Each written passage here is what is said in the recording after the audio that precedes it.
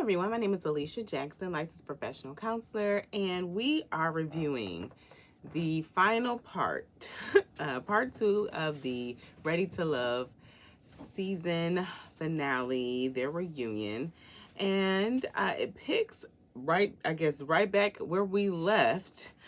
So let's get into it. And of course, before I do so, please subscribe to the channel and like the video as well. So when they come back to the disagreement that was happening at the retreat, and trying to get clarity about who said what, and nobody was taking accountability for what happened. The host just said, well, it'll have to be your truth versus your truth. I think that's it's really sad, unfortunately, that adults can't take accountability for what they did. Especially again that for Camille, since she definitely made up her mind about Cornelius, that she could choose to leave, as Naeem did for Zadia. So I think that was something that she definitely needed to take accountability for. We did notice some interesting energy coming from Zadia as she stood up for her and Naeem. I guess they wanted some extra recognition for their relationship because he said, yeah, I walked off for her. I think that potentially some of the cast may not be taking their connection too seriously. I don't know what that's about. I'm actually interested to see how this will play out. They do both have kind of protective energy, meaning they're not in a place where it seems like they're vulnerable with each other. And so I'm just a little concerned about how this is all going to play out, but we'll see, or we won't see. It's their relationship. I hope and wish them the best. Zadia did say that she feels like the situation has been squashed. And at the same time, I'm like, the situation can't be squashed. I guess she was referring to the retreat, because if nobody is owned up to their stuff, then it's still left undone. That's the challenge, and that's I guess sometimes people feel like they can squash something or just say it is what it is. And maybe for the cast or for Aisha and the cast that were upset by the situation or offended by Camille's words, just have to accept her limitations and the fact that she is just for whatever reason not able to take accountability or not willing to take accountability for her actions. So then we see where they show Walter's journey throughout the show with Sabrina and Mumin, and Sabrina chose herself. And so Walter was asked, how he felt about Sabrina's decision. He said that he definitely wished that Sabrina would have talked to him about it. He said he was hurt, and he really thought that their friendship and relationship was better than that. And so he really wanted that communication.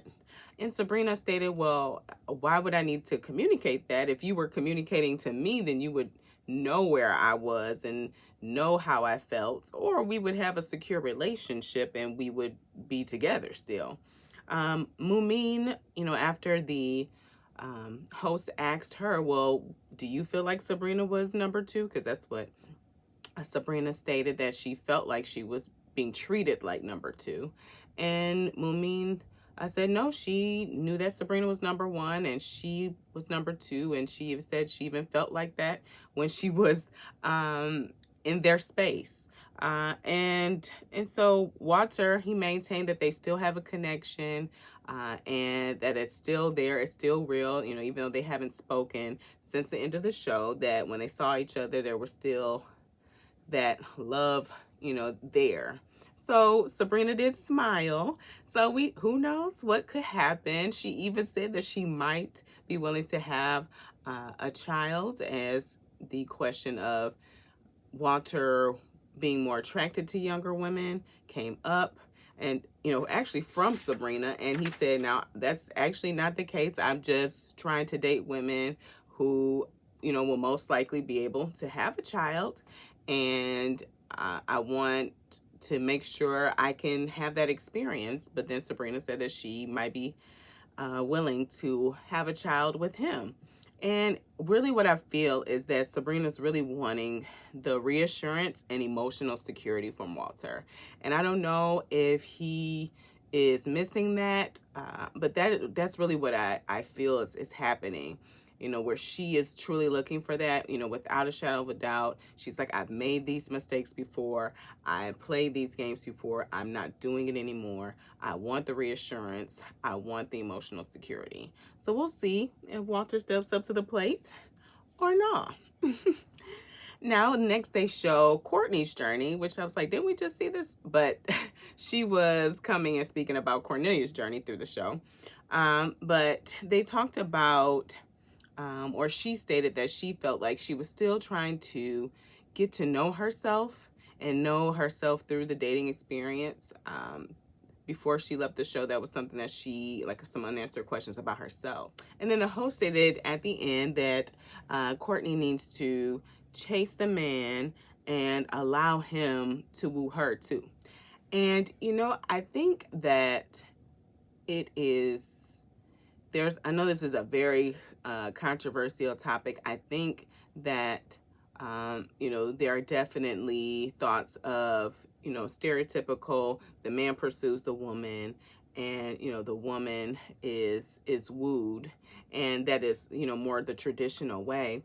I do think that there is a way for women to shoot their shot and say that they're interested. And at the same time, I think it's definitely,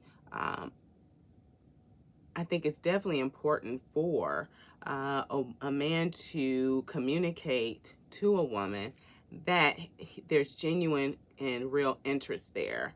And so with her chasing in that relationship, I don't know if she will really find out if he is truly interested in wanting to make the relationship work.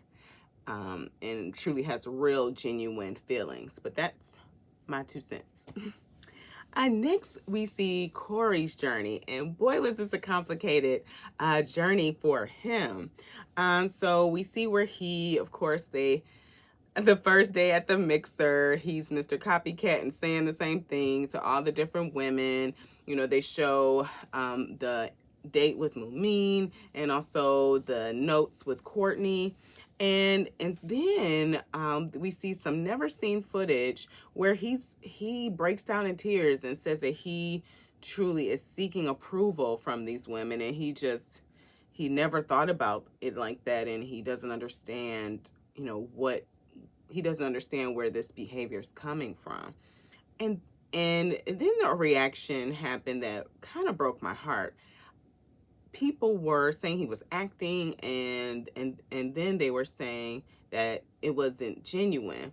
And I understand why they had that question. I truly do.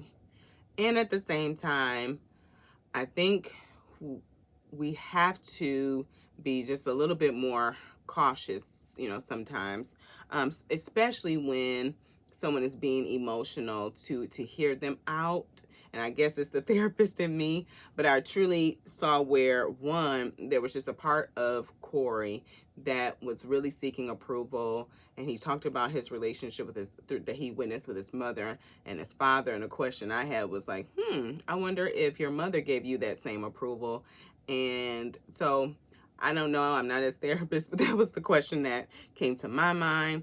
But I think what happens for Corey, and what I feel is missing, is I think he just needs some guidance and on discernment, because he wants to do these grand big gestures, and at the same time, if the feelings aren't matching the gestures, then it's not received well. And so if the genuineness isn't there, then it's the big gesture is for naught. It's like, okay, this is just what you do for everybody. And a woman is taking this big gesture as like, oh, this is how much he cares about me. And if that's not in the big gesture, then it's like, oh, you were just doing this just to do this. And that is where I feel like Corey is making some missteps. Corey did apologize, for his copycat behavior. He took accountability for that, so that was great to see. Um, Tasia. So we see Tasia's journey, and hers was shown. And the host asked, how was your dating on the show? And she stated, like, I was just in the middle. I was never anybody's number one or at the bottom, but she was kind of at the bottom at the beginning. But I was just kind of in the middle. And so then we find out that she was also a part of the mix with Corey, that um, she was also being pursued by Corey as well. I believe she was really upset that she wasn't acknowledged, or part of that show, or she didn't get airtime. So I'm curious as to why that is.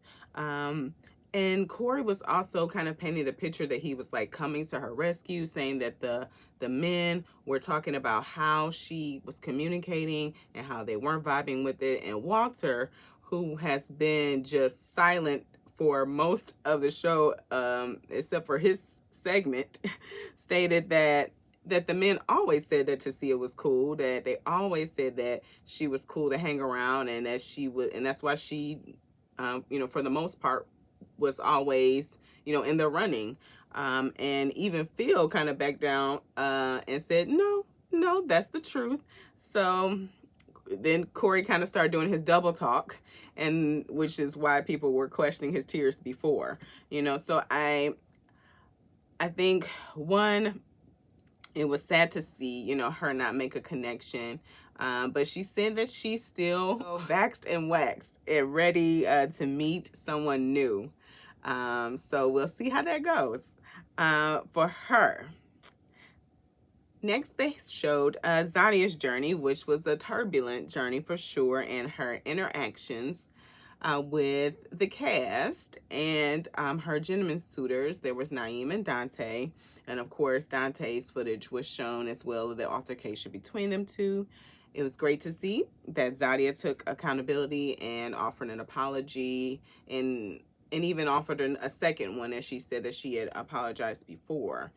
And then it was brought up about how Dante was, potentially her number one, and that Naeem was her number two. And she said that, well, I don't always make the best decisions, and that's why I was on this show. And she said, I usually pick the fun guy, and turns out, Naeem is kind of fun. He's kind of a rule follower. So in my mind, I'm like, there are rules on this show? Because if there are rules, are people breaking the rules? I had so many questions. But it was just interesting. Of course, I feel like maybe just to protect her relationship with Naeem, that she maybe not being, 100% honest that Dante was her number one, but that she's happy with Naeem. So we'll see how that goes. So at least that's what she said. They asked Naeem about the red flags, and he said that he definitely took note of that, but he is going to make his own decision. And this is tough. I think that if you are in a situation where you're hearing things about somebody, especially in this situation, I do think it's best to really take in consideration what they're saying. And at the same time, if time has lapsed, that was who they dated 2 years ago or whatnot, then, that's something also to consider. And at the same time, people can show up in a different way with a different person. It is a real thing. But also, a person is who they are. So it's a lot to consider when trying to, choose if you're going to be in a relationship with somebody, when you've heard things from other people who've experienced some things that you would consider a red flag. My definitely advice to Naeem would just to be, if it pops up, if it starts, to address it right when it happens and to call it out, and for him to make a decision for what he is and will not, allow in their relationship. Dante did confirm that Zadia apologized to him, and they settled things. So I'm glad that they were able to do that and move on, separately and in a mature-like fashion. It was great to see that. So then we see Aisha and Dante's journey and their love story, as it started off kind of at the end of the show, ironically enough, after we see the love story blooming at the retreat and the massages, and them choosing each other. On the finale show, the host asked, what was it, Dante, about Aisha? And he said it was Aisha's vulnerability. She just put her heart on the table and said, here it is. And he said, that's just really what drew me to her. I thought that was such a beautiful thing to hear. That is truly how you make a connection. That's intimacy. Offering someone your heart, all of you, and them receiving it, and you also matching that same energy. Also when he talked about even their conversations off the show, how they really talked about their lives. They didn't talk about the show, the cast, their experiences on the show. They talked about their life outside of the show, and how they really got to know each other. I thought that was refreshing, and that was great to hear, that they're really trying to make a foundation and know each other.